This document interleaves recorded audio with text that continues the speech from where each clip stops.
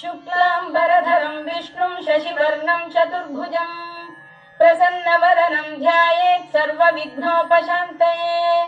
व्यासं वसिष्ठनप्तारं शक्तेः पौत्रमकल्मषं पराशरात्मजं वन्दे शुकतातं तपोनिधिं।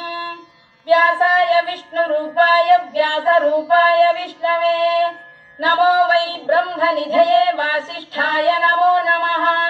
अविकाराय शुद्धाय नित्याय परमात्मने सदैकरूपरूपाय विष्णवे सर्वजिष्णवे यस्य स्मरणमात्रेण जन्म संसारबन्धनात् विमुच्यते। नमस्तस्मै विष्णवे प्रभविष्णवे।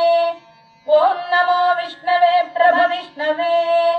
श्रीवैशम्पायन उवाच श्रुत्वा धर्मानशेषेण पावनानि च सर्वशः